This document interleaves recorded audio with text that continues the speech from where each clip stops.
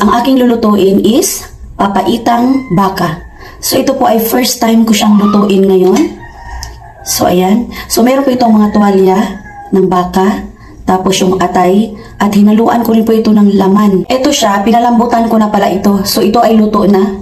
Ayan. Tapos hinugasan ko siya ng hinugasan para hindi siya malansa. At nung pinalambutan ko siya, nilagyan ko siya ng maraming luya.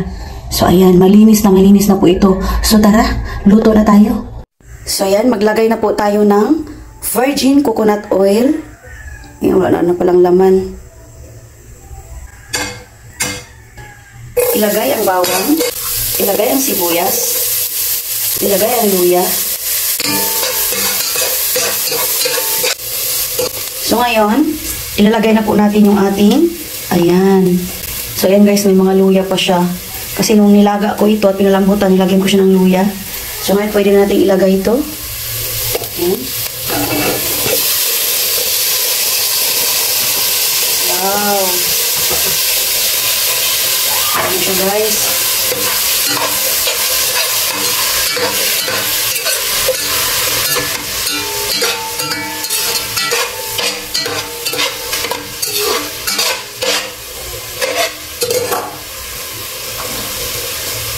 Ilagyan natin ang paminta, yung durog. Ayan, dagdagan natin ulit. Wow. Tapos lagyan natin guys ng beef cube. Ayan, beef cube ilagay natin.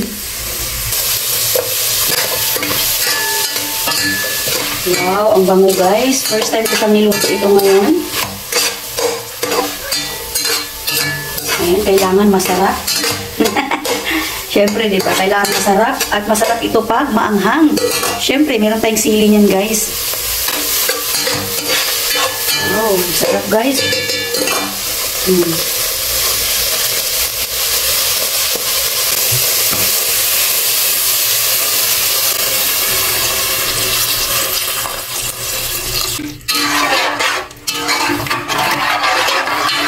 Takpan muna natin at pakuluin.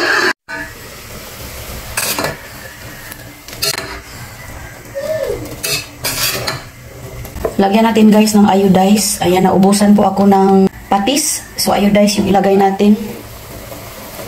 Lagyan po natin ng calamansi juice. Wow. Libre po to nung binili ko to. So binigyan po ako ng abdo. Ngayon konti yung ilagay ko.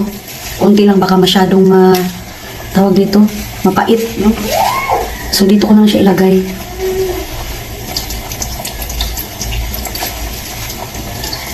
So, ayan, konti lang. Ayan, ilagay ko na yung abdo. Ayan, konti lang ilagay ko, baka mapait. Next, ilagay na natin ang sili.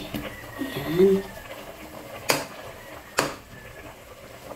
Dagdagan natin ang sili. Ayan. Masarap kasi ito pag maanghang. Ilagay natin ang sili.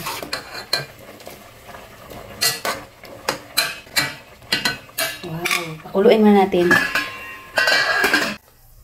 Wow! Ayan na guys, yung ating papaitang baka or paklay. Ayan. So last po nan guys, ilalagay na natin ang spring onions. Ayan na guys.